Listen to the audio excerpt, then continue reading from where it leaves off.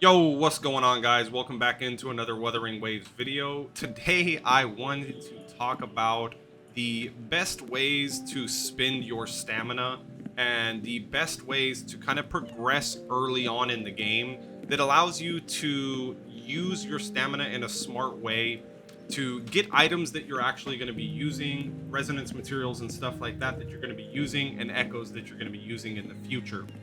So, first up, when you start the game and you're going to progress through the story, the number one best possible thing to get experience to level up is going to be following the main story quest. At a certain point, you're going to hit a wall. I believe the level is 14 for the first one, 12 or 14 for the first one. And once you get to that point, sometimes people are just left questioning, like, well, what the hell do I do to progress further to get that level as fast as possible? Have no fear. There's a couple different things you can do that will really benefit you in the long run actually by doing this, and it'll set you up for good success with your account. John is disagreeing with me right now. He's upset that I'm telling you guys. He wanted me to keep this a secret. But anyways, the best things to do obviously is hit the story, and then next up we have a couple different choices to make depending on how much of the map that you've unlocked already. The first thing I would say that everyone is going to have access to is this right here. This is going to be your simulation training. This is going to be what allows you to get different materials like your advanced resonance potions or your regular resonance potions, medium resonance potions. These are going to provide experience for resonators. So if you're free to play or a light spender, you're going to run out of these fairly quickly, where you're unable to do more than like 3 or 4 characters. I would say truly like 3 main characters and then maybe a fourth one. You'll be able to squeeze in if you actually do this in the proper way. But the great thing about this is for a 40 what is this called, wave plate consumption, you get 300 experience, which, don't scoff at that. 300 experience is pretty damn good. If we go ahead and look, let me figure out how to actually look real quick. Let's click on this. So yeah, okay. So 300 is a pretty decent amount. Right now I'm at Union level 20. Um, but I was saving a lot of those wave plates because I had the intention of doing multiplayer.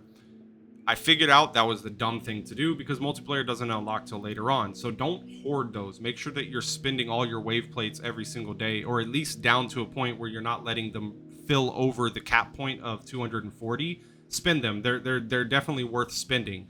So 300 would be basically 10 of those would get me more than an entire level at rank 20 where I'm at. So at lower levels, 12, 13, 14, 15, all the way up until 20, even beyond, you're getting a lot of experience. Plus, you're getting bonus materials and stuff that you're actually going to be using. For example, I tried to leave someone, where is she at? So I left her at level 14 because I just want to show how much materials it actually takes. I've accumulated a couple, but here we're gonna level her up. It took 19 to go 6 levels from here, and then we'll go ahead and ascend her at the point where I'm at to go up to level 40.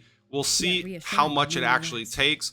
So it pretty much takes almost everything that I have, except I'll have 23 left over on this, which will be enough probably for like another 4 to 5 levels past 40 once we get into that point. But yeah, those materials are very important early on.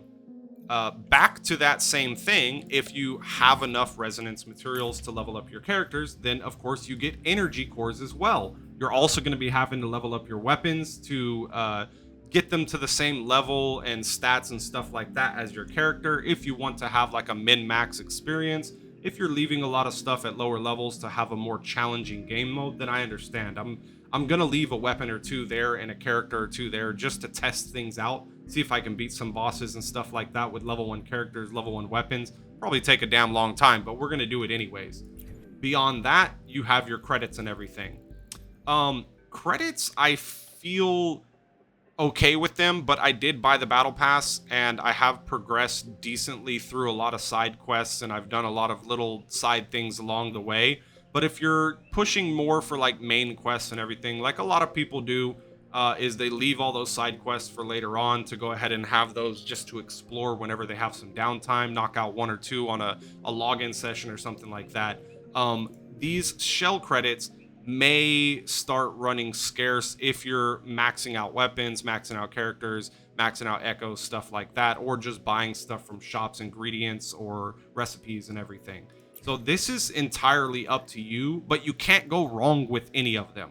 That's going to be the first way to spend your stamina, beyond going into like the story mode, or best way to gain XP, really, not to spend the stamina. Next up is going to be a pretty obvious one, which is going to be your bigger, your echo fights, the bigger echo fights and stuff like that. Those give you 450 for 60.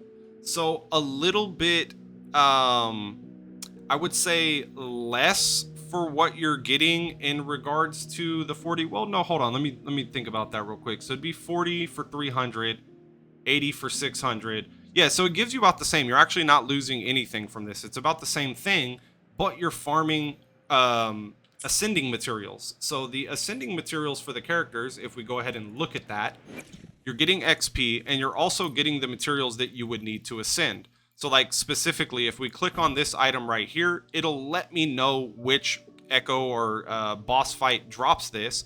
This one is going to be the Phalian Berengal, which is the green ape or monkey or whatever he is, giant ape-like monster. He drops this. So he's an overlord class. I have the chance of getting the echo from him, and I also have a chance of getting these materials that I do need to ascend my character. So you're not wasting it, but don't go off and do just random boss fights if it's not specifically for a character that you need for the ascending material, or it's not for an echo that you're trying to hunt for. That would be the next best way to gain experience. The last way, which I would say is probably one of the more tedious and lower end ways to do that, is going to be going just throughout the world and getting chests.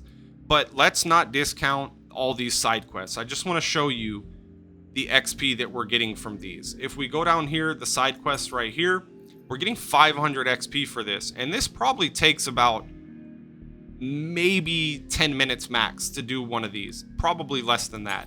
Here we're getting 150. It's probably a real quick one. You just go to a point, click a button, boom, you get the XP for it being finished.